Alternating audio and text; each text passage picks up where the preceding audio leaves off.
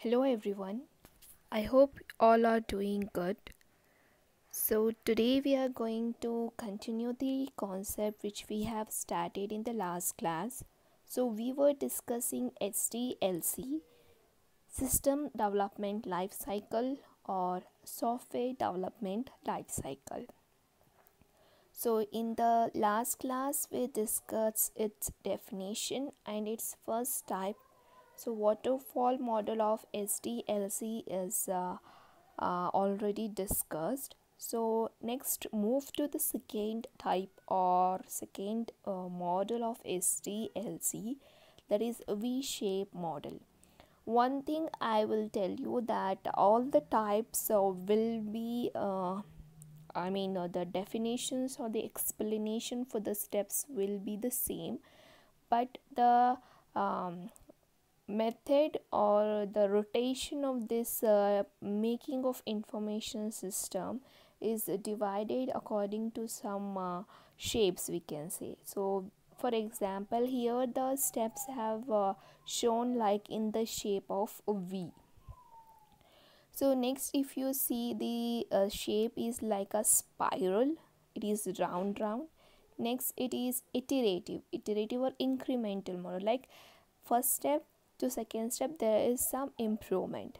So like that, we have models of SDLC. So first step is planning. So as we have discussed in the first model of SDLC, that is waterfall model, so in that type the first step was requirement analysis. So what was requirement analysis in waterfall model? So requirement analysis, in the sense, if we think the meaning of this requirement analysis means it is just what is required by an institution, what are the needs and preferences of an organization, why they want that specific information system to much and should be in their in organization, what are their requirements, what are their needs, that should be first analyzed, and according to that the information system should be made. So here that is what here they are telling, that planning. So first planning should be done. So here requirement analysis, the two steps of waterfall model is divided into two steps. First is planning, next is requirement. So they are planning. What means planning in the sense, they will decide, they need to know the nature of business of the organization, their needs of having the information system, why they want information system, if they have any another specific needs, all those things are kind of sketch will be made, and according to that sketch the requirements will be taken. So why they want that information system into their organization.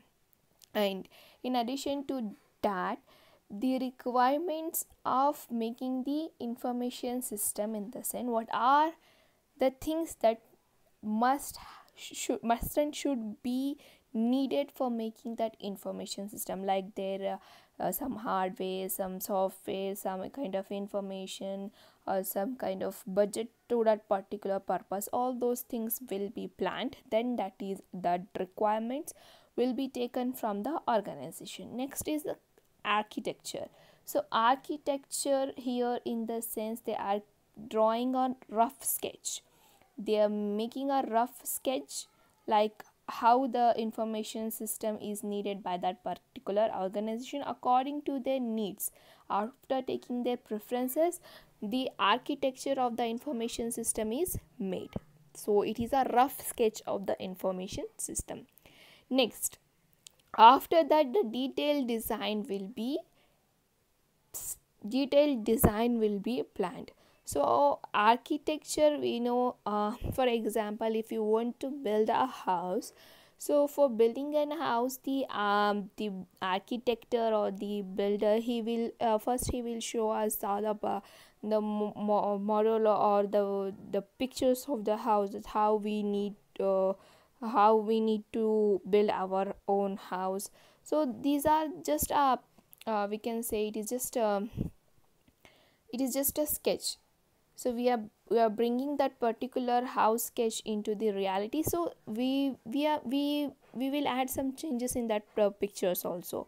After seeing that particular architecture or that particular pictures of the houses or the buildings, we will add our new things to it.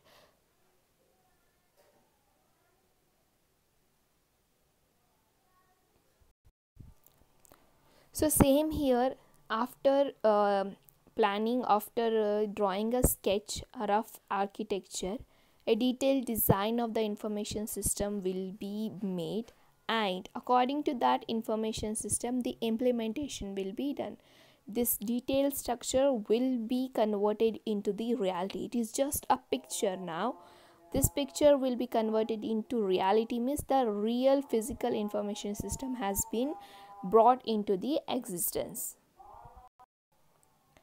So here, according to this detailed script, according to the design detailed script, the script is converted into the reality. So here, how this script is converted into reality means, all the ones the information system which is designed or which is sketched will not be will not be made as a whole.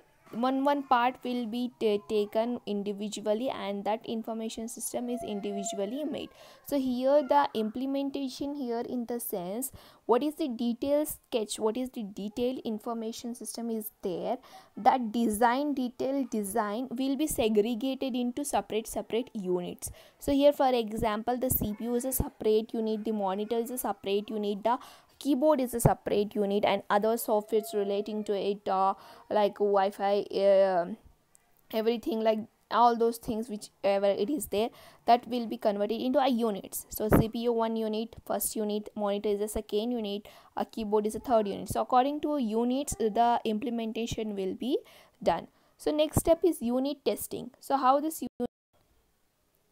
so here, that units which is segregated, which is divided, that will be tested separately. So first unit test, for example, the keyboard test. The keyboard is a separate unit which is segregated, right? So this keyboard first will be taken. So how it is working, if there is any defects, if there is any changes, so that all those things will be considered. So unit wise the testing is done.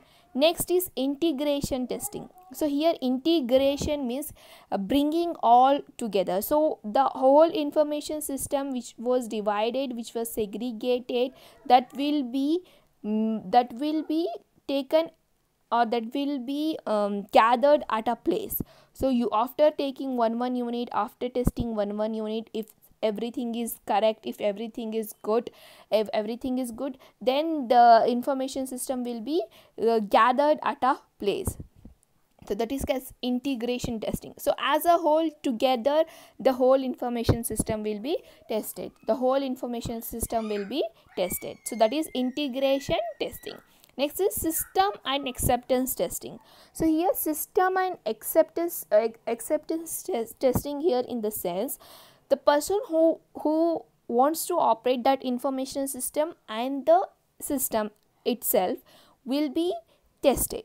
So how that information system is there, that whole information system detailed, how to operate that information system, what are the softwares installed in that, all the things will be explained to that operator. So system and acceptance testing means the settings or the technical things which is there in the information system, or some applications, how to operate that, all those things. So the manual of the information system will be explained to the operator.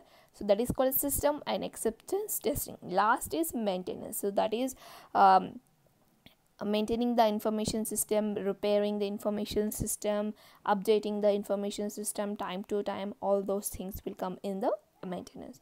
So planning, requirement, architecture, detailed design, implementation, unit testing, integration, acceptance, and maintenance.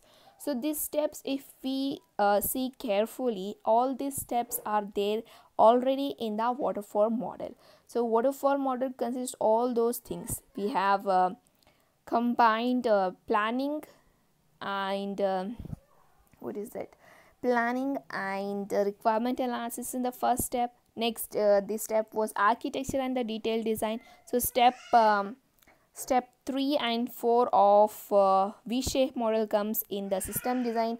Next, implementation is itself a step. Next, testing. So here testing is divided into integrate and unit testing.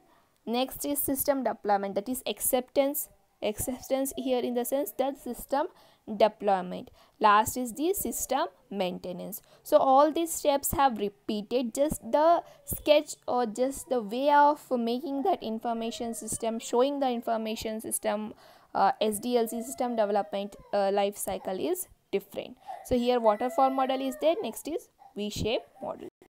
So this is all about the V-shape model and the waterfall model of SDLC. Next, we will discuss in the next video, we will discuss the spiral model of SDLC. Thank you so much for watching the video. If you like the video, if you have understood anything, you can subscribe to my channel, like to my channel, and share it to your friends. Thank you so much.